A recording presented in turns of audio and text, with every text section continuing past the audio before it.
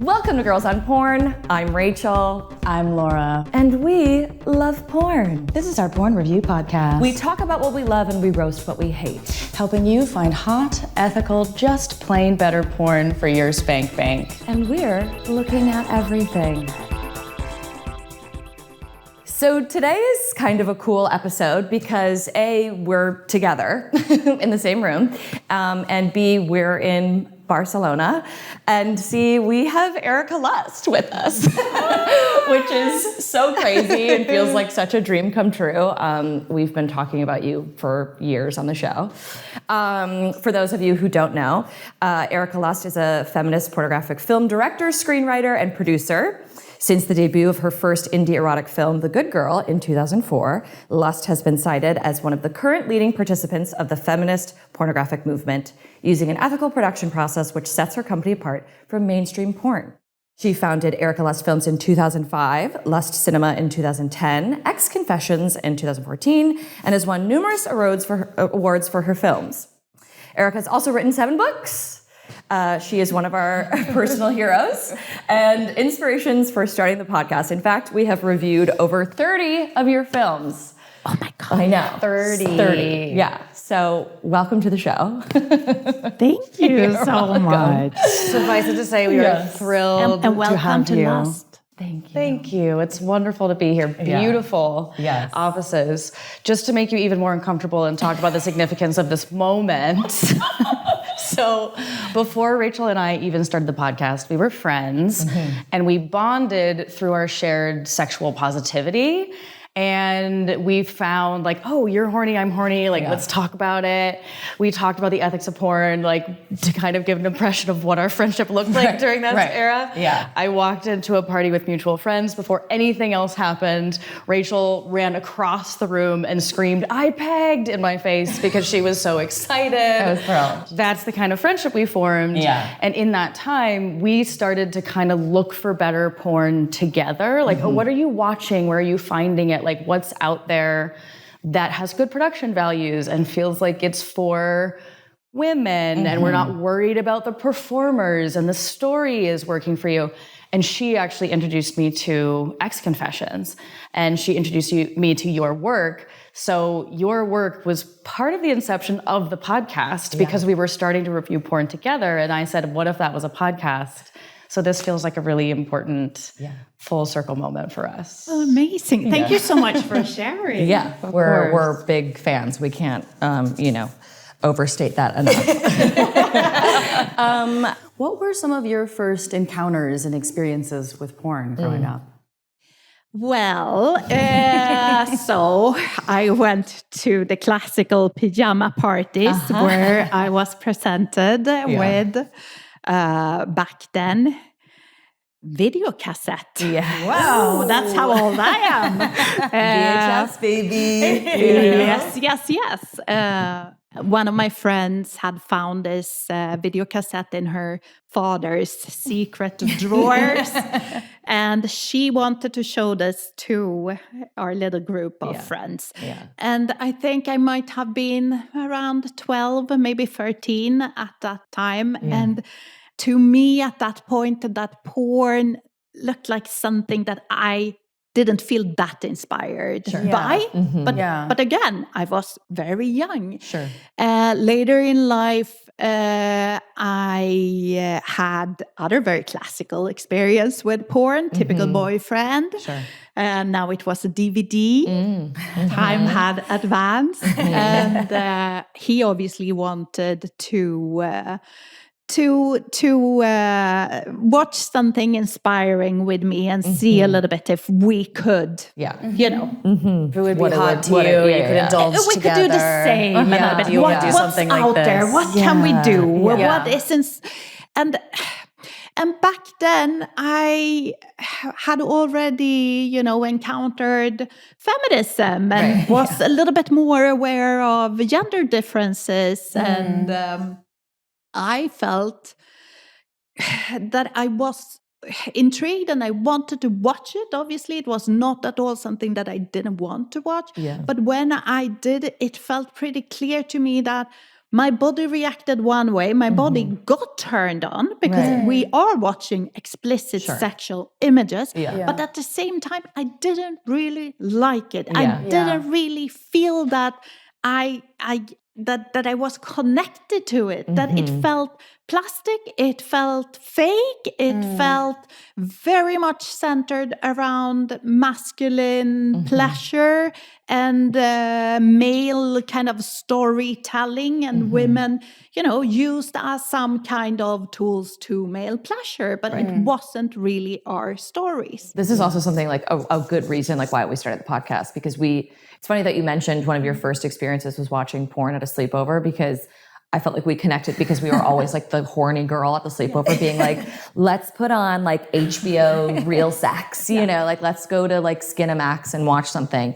And you do sort of feel like you're like the town's person that's like, spreading the truth about it and being like, no, like it isn't all just like sex trafficking. Like you can actually enjoy it as a performer. Like you can have control of your body and like want to do this. It's still something that I'm like standing up and arguing to this day as a 36-year-old woman. But I think that the everything has kind of clashed together a lot, and this porn panic that we are living, because it's something that comes and goes, and it comes in waves, and at this moment it's definitely here again, and there's a lot of panic and morality and ideas floating around about pornography, and many of these ideas are spread by people who know very little about porn, who are not even interested in it, who have all these prejudices and all these ideas, but they've never been on a porn set, they never talked to a porn star, they have watched very few movies in general, and they don't want to. No, because maybe that's not the kind of sexuality that they even have. They might be happy in their lives, so good for them, but they don't have to spread so many false ideas about porn so loudly without having this scrutinizing kind of idea that we normally have about other subjects. Right. They view porn as a monolith, as like one entity, as opposed to looking at different production houses, different consent practices. I think for a lot of these folks, the idea of consent practices is foreign to them. So that varying from studio to studio, or from the difference between performers independently making content versus working with different directors, none of that occurs to them because all porn is evil. So there's absolutely no nuance. Because there's no porn culture in general, and especially amongst women, because somehow men are enjoying it, many without thinking that much about it, but also there has been a shift. I see so many men today who are thinking about this, who are interested in it, and who wants to do good, and who realize what they are watching, and they check the companies and they see what is going on, etc. But in our society, we have very little porn literacy, very little understanding for what porn is. That is a fictional genre. It's fantasy. We talk about that all the time. Fantasy, etc. People clash that together with what is amateur. They don't really understand the difference of a performance and what is real sex, what is amateur sex, what is all these fan sites. It's a spectrum. It's a spectrum, but also this huge problem of calling things porn that is not also not even porn. I see that happening a lot with what people call revenge porn. Oh, sure. That's it's not porn. Can we be separate clear those on this? things? Because this I saw now just the other day. Paris Hilton was out talking about revenge porn, and obviously she has had horrible stories with sexual imagery spread. But it's not porn. No, that's abuse. It's abuse. What made you decide to start making adult content? Oh, it's a long story, obviously, but there are a few kind of key ingredients. I got my hands on this wonderful book called Hardcore by Linda Williams, film professor at Berkeley. And that book really opened up my eyes in understanding pornography, not only as this kind of smut thing that people watch sometimes, but the impact that it has on how we understand ourselves and our sexuality, and how we end up reproducing ideas of what we have seen in porn in our own lives. Yeah. I thought that was pretty fascinating. And then I moved from Sweden to Barcelona. I started to study filmmaking here in Barcelona. And in 2004, I got an opportunity to do a short film. And that was one of these big moments in life that I didn't know back then, that it was going to be a big moment. I just thought I was making a little film. But the film turned out to be my first porn film. And I didn't even set it out to be that when I started the process. And then I started develop, and in the script writing process, etc., I came up with this idea of what would happen if it, became a little bit more explicit than I had thought at the beginning, because the idea was erotic, and then it became explicit. And I picked up like a very basic idea from porn, the pizza guy cliche.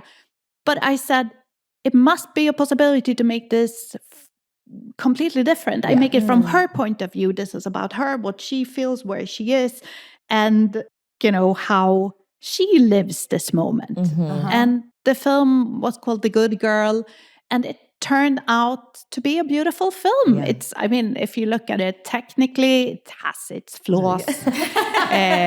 Not going to pretend that I was a great filmmaker back then, but it has a soul. It launched where we are today. We've spoken a little bit to the societal challenges and the cultural challenges and even governmental challenges around making porn. Were there any particular stumbling blocks or lessons that you learned along the way in making your stuff? What sticks out when I say that? Hundreds of thousands of, I don't know how many. There's so many, and they are still here today. And every decade has its own challenging, and things are changing all the time.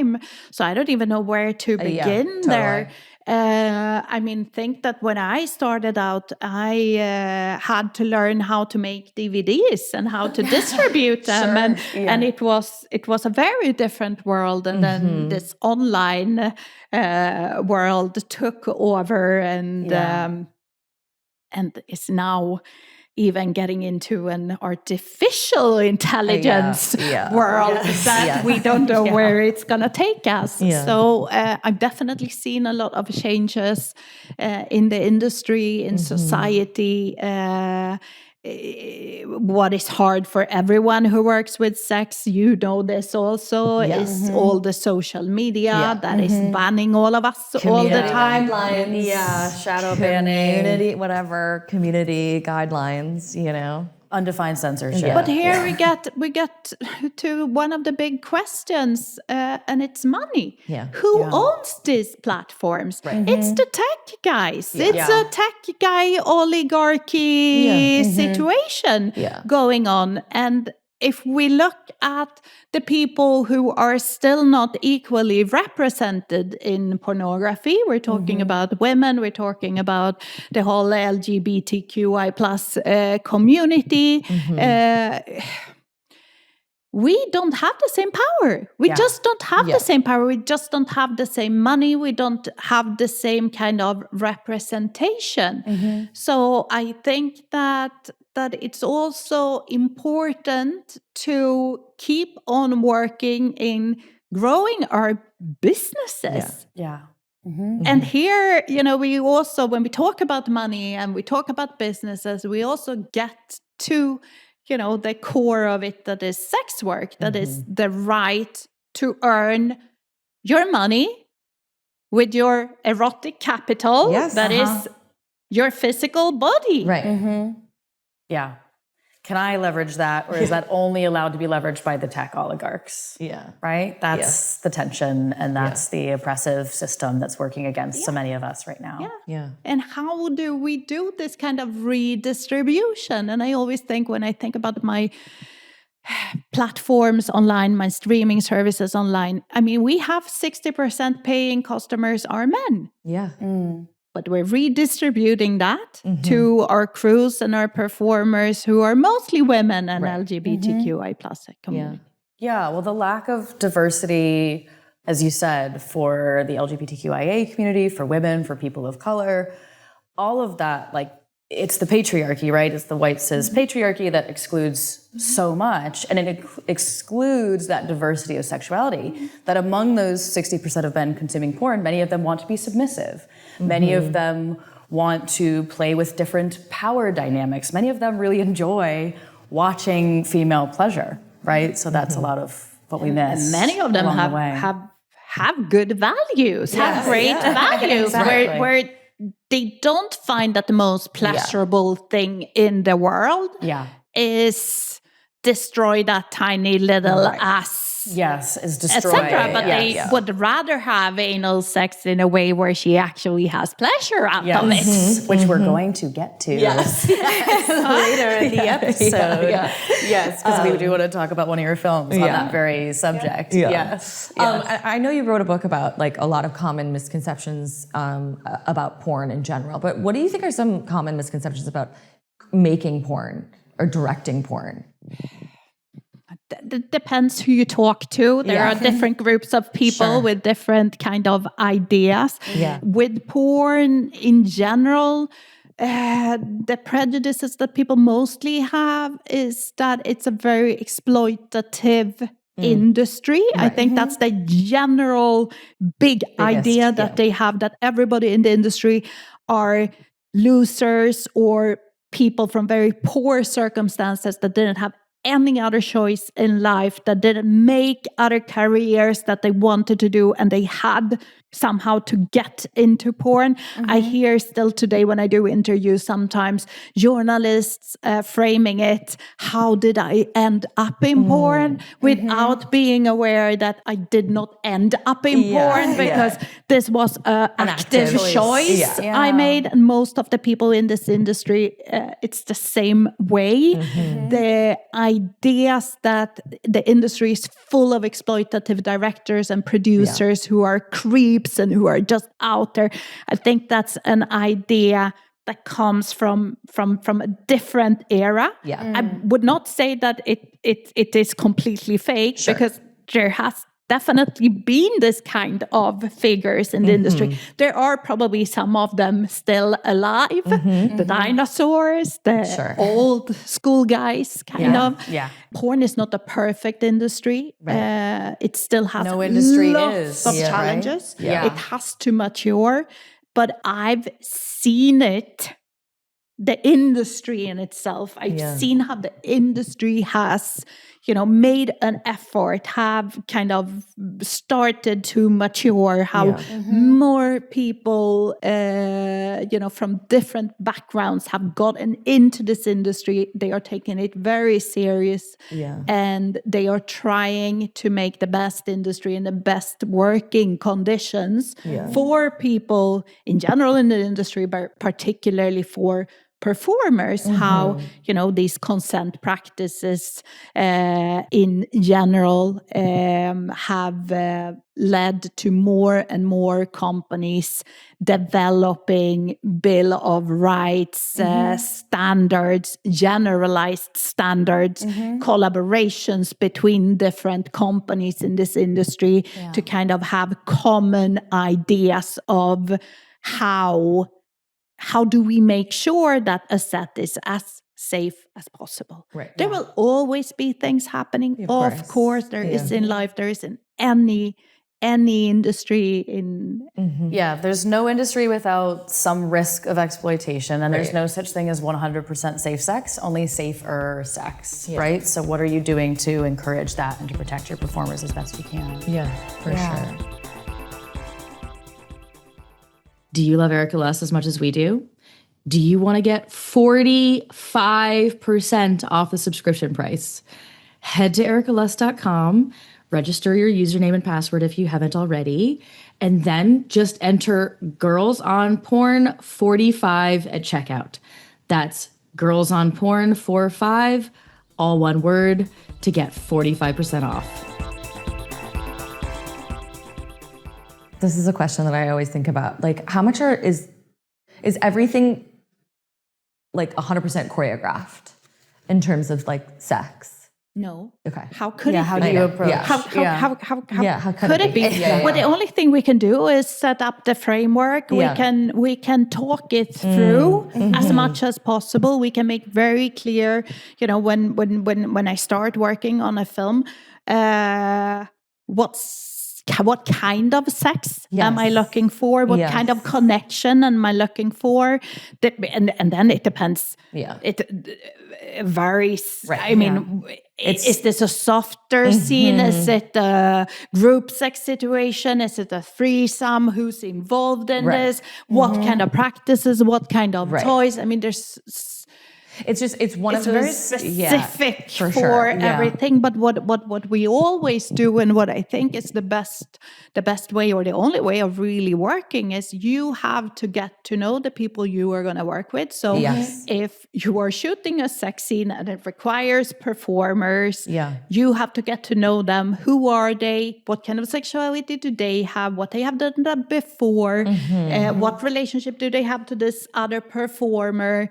I mean, I think it's important to have in mind that we're shooting sex, so we want people to feel as good and as sexy as possible. We want them to connect. We want them to have a feeling that even if this is a performance, obviously, because it's fiction and we are performing sex in front of the camera, but at the same time, it has a level of realness because it is their real bodies encountering each other in front of that camera. So the more we can get into detail, what they like, what they don't like. Right. Obviously, we always have to understand all the boundaries. That's the first thing. But then what I try to do in our consent talks or our sex talks is also concentrate a lot on the positive, on the pleasurable things of sex. What turns you on? Yes. What makes you come? Yes. Is there anything, that we need to know, the director and the performer and the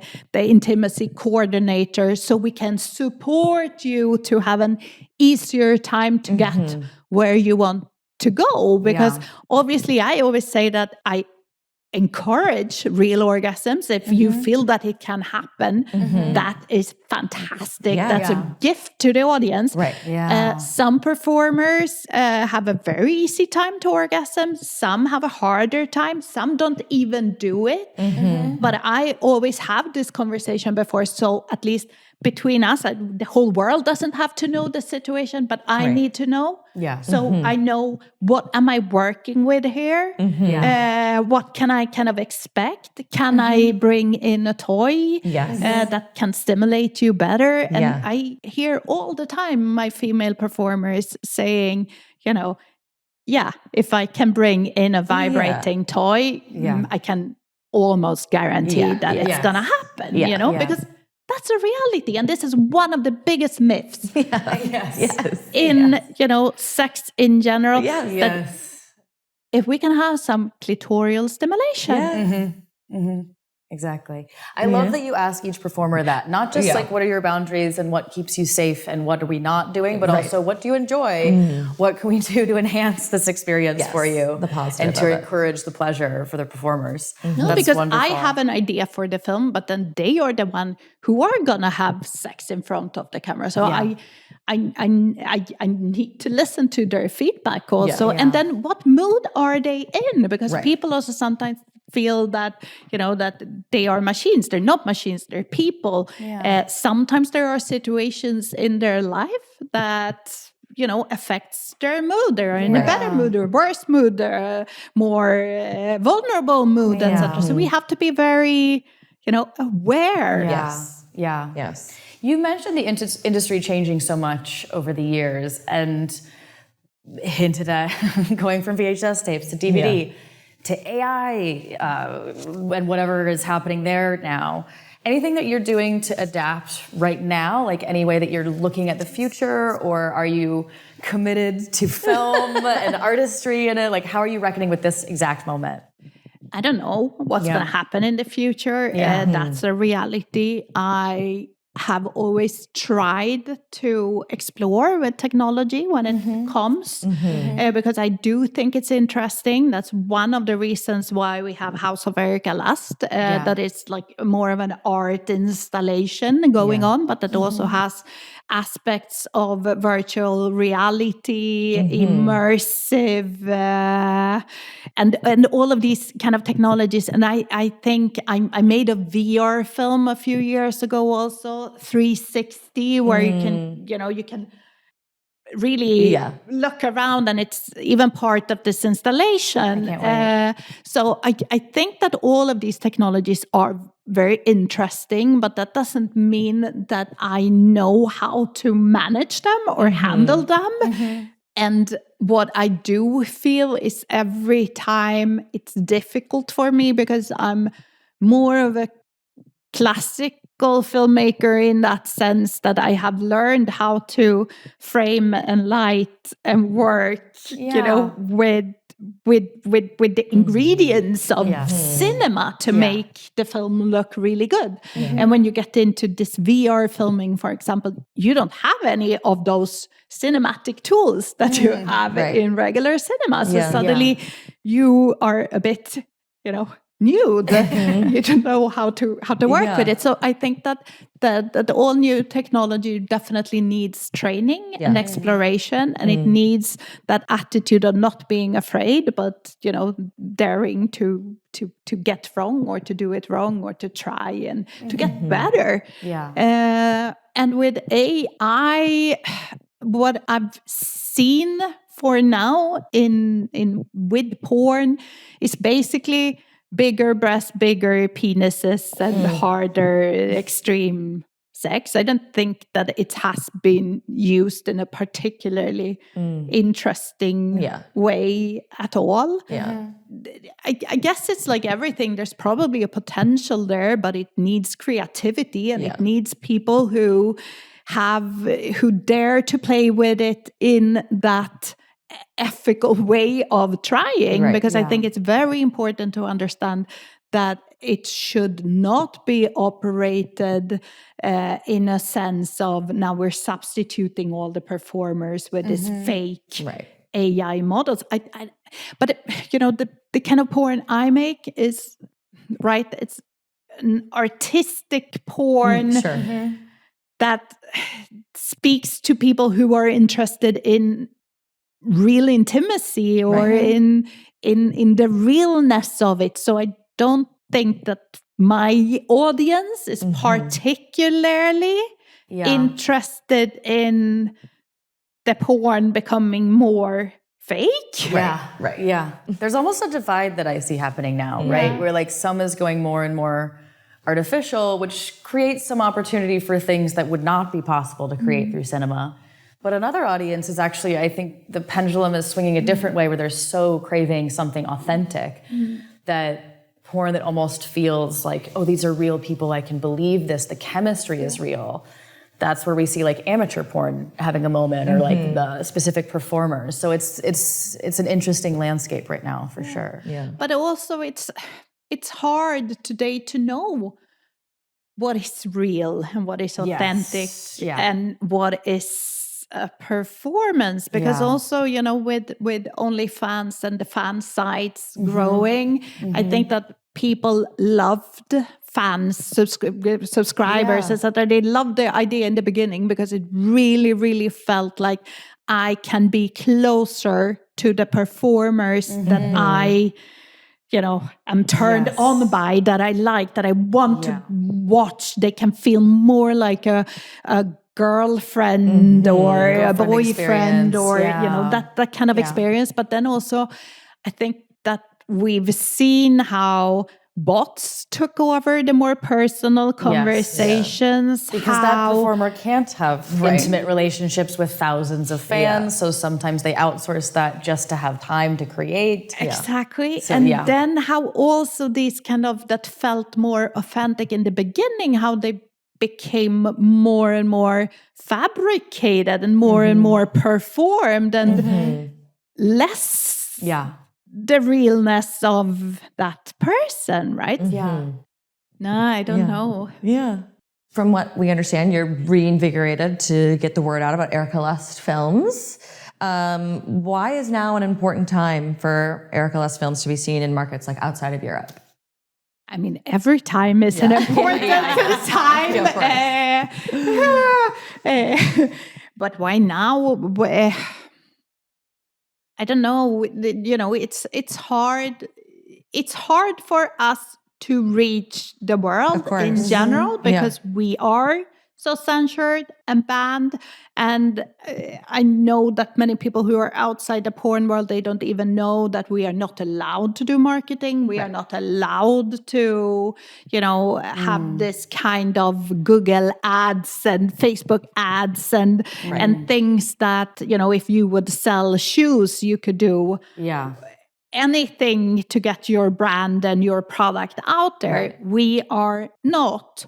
So, and then we are obviously, like we said, shadow banned and have a very hard time to reach people on social media, where most people are spending their time these days. So, internet has changed a lot. The media landscape has also changed a lot. People used to read a lot more magazines. They are not reading that much anymore. So what we have is basically, what do you call it? Mouth to mouth. Mouth to mouth. Word of mouth. Mouth to mouth, word of mouth. Word to mouth. It's all part of it. Whether we have to be making out when I'm talking about your porn, you're going to know about it. More fun. No, but so we, I mean, that's what we can do. And I'm trying to bring porn outside the internet. That's one of my goals. Because I think that it has a wonderful potential to be consumed socially. And that that is what makes us, you know, want to talk about it and to critique it as any other form of art, and to talk about what's good and what's bad and what we love and what we hate and all of these things that, you know, people are not really talking about. So I do lots of screenings. I love showing my films on, you know, on the big screen in cinemas. Sometimes I bring together 500 people in a room and we do Q&As and, you know, and it's really a fantastic ambient. And I love how people feel that it's, you know, something exciting and that feeling that that everybody's a little bit nervous. A little titillated in the room together. You know, electricity in the air. And of course, there's the few and far between people like us who are so enthusiastic about this that we want to help point people to content like yours. And as you know, on our show, we talk about particular films. And so we would love to talk about 2 of your films that we've already featured on the show, but just to get almost like your perspective on making them. We very hard to pick favorites. We try to pick like one, you know, like our personal favorites, and we were like, we'll talk about them. Like, and we've already reviewed them for the show, but I freeze every time people ask me. They go like, "What's your favorite movie?" I'm like. There's so many. It's like, pick your favorite. These are all, you know, like pick your favorite kid. Like yes, exactly. The video that I want to talk about, I think we featured it in the 3rd episode ever that we did. 3rd episode, Anal, which I think to this day is our biggest episode. One of our most popular episodes of all time. Yes, because people will look by search term, and Anal is obviously a huge topic. One. Yeah. And the way they that love it, anal sex is dealt with in this film is so beautiful. The more taboo, the more popular. I know. It's crazy. Yeah. But the video we want to talk about, which was my personal favorite, is his was First in My Ass, with Tiffany Doll and Jay Smooth, featuring words by Tony Bentley. And I think this was the first video for me. I mean, if you go back and listen to the podcast, like my experience with anal has obviously like changed over the 7 years that we've done the show. But this was the first time that I saw anal presented in like a clean way or like a feminine way. Like there's so much about this video. I mean, it's just for like a small description. It's like a couple in like a brightly lit room, and it's like obviously it's like a very feminine like bedspread. It's very like flowery. She's reading excerpts of this essay. Sodomy is the ultimate sexual act of trust. You could really get hurt if you resist. And she has, basically like explores anal with her boyfriend.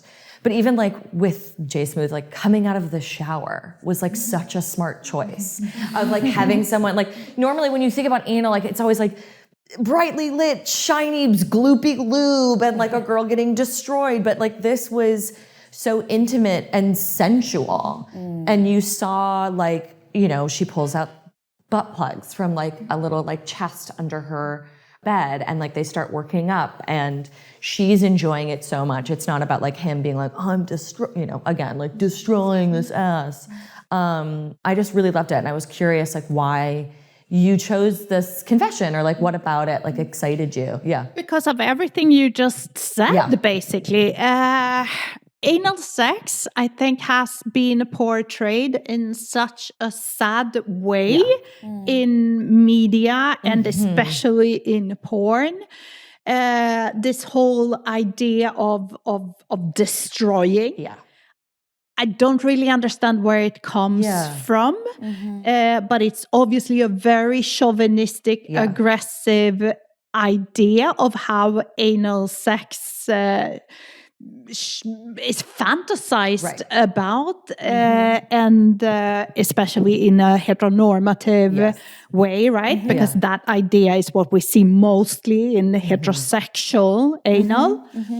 If you look at the queer world, the gay world, anal is a very normalized sexual practice that they talk very openly about how to prepare and how to care and how to clean and how to make it as safe as possible. And there's nothing that is doesn't have to be violent. Violent about it, right? Or there's almost like this misconception that like it actually can't be pleasurable for a woman.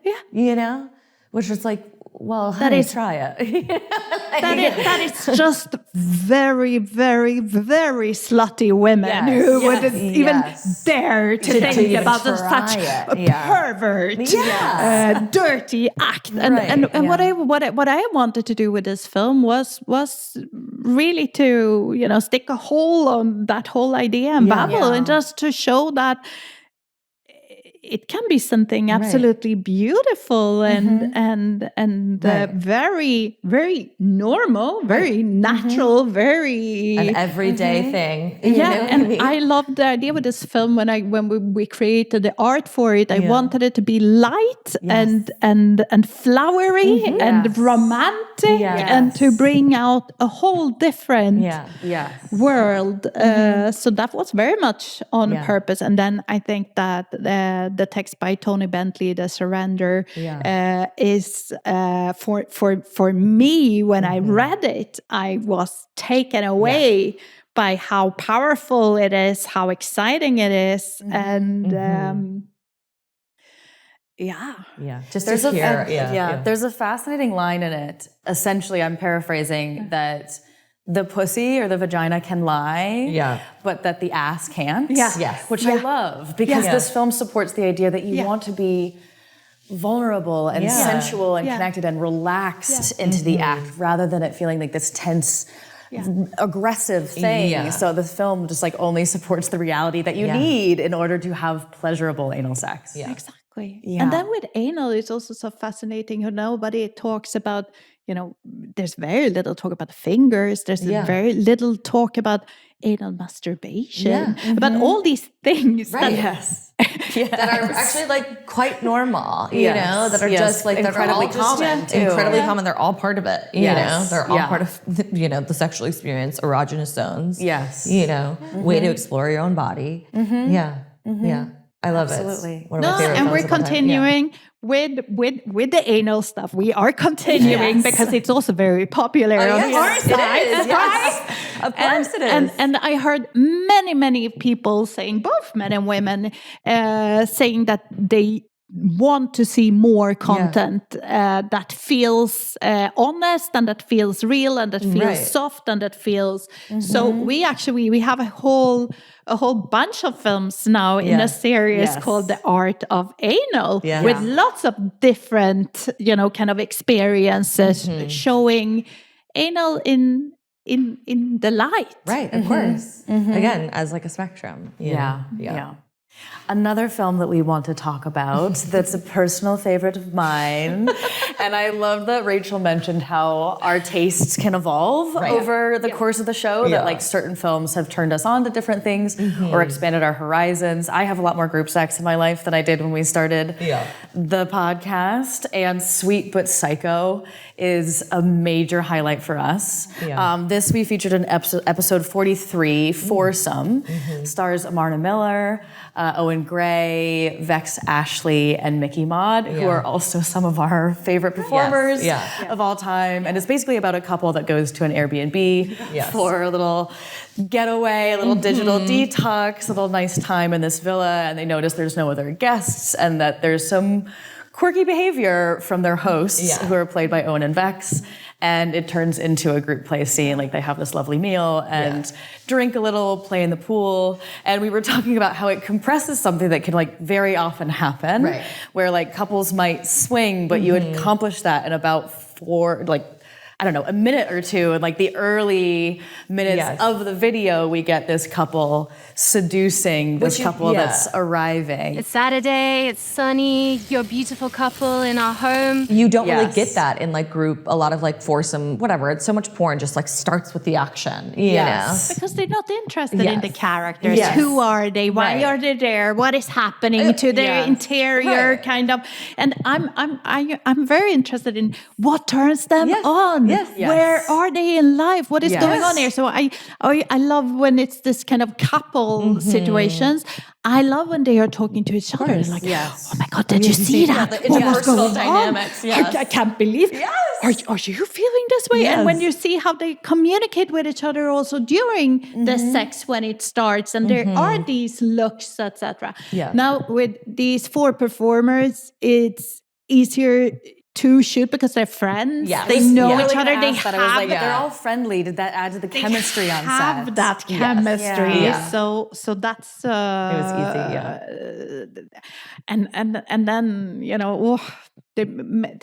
they are also many of my favorite performers. Oh my God! It's true, and I still have that apron in my kitchen that Owen Gray was wearing in the barbecue. It's in your kitchen. I was going to say, if you're going to create group sex, just put Owen Gray. That's me on a Sunday.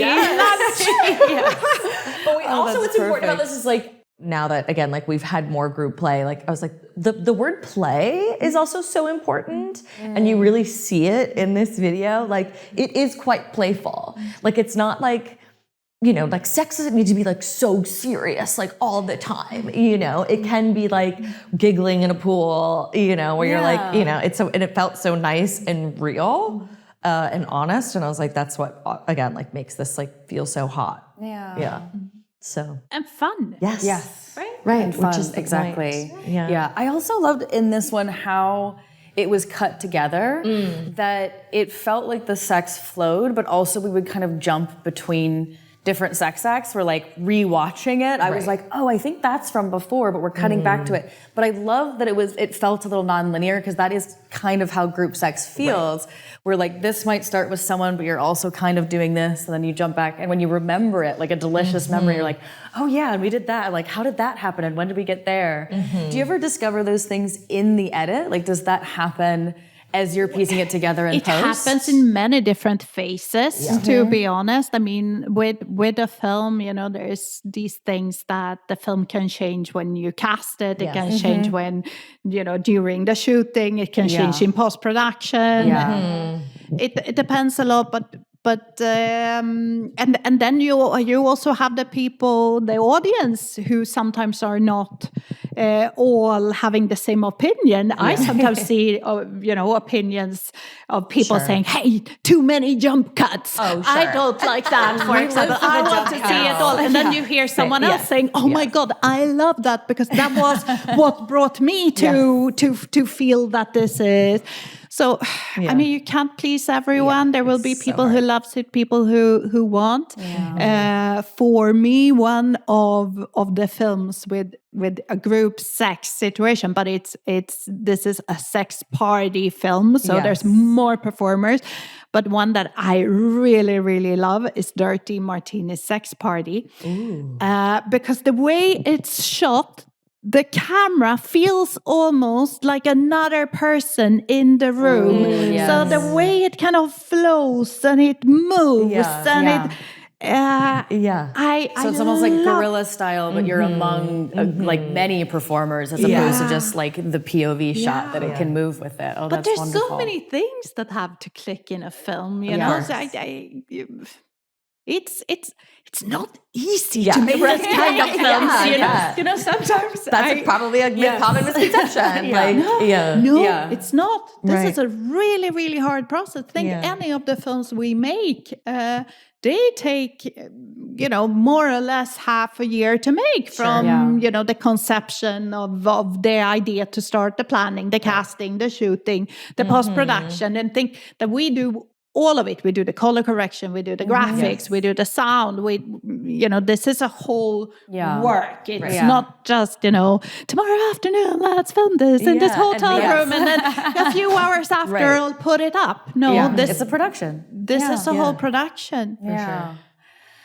Erika, I know. This has been wonderful.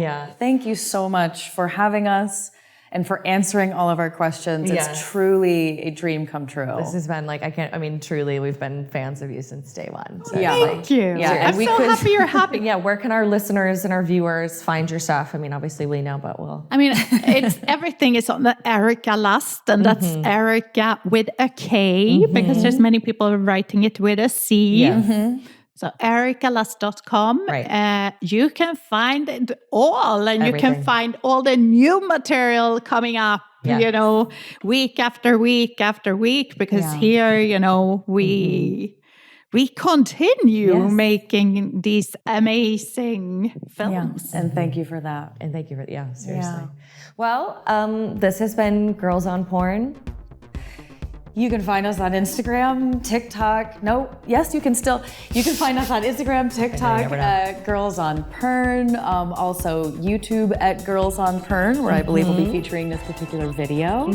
And girlsonporn.com, as well as patreon.com/girlsonporn. Don't forget to rate, review, and subscribe. And if you want to leave us a cheeky little 5-star review, feel free to include your Instagram handle so that we can tag it and thank you.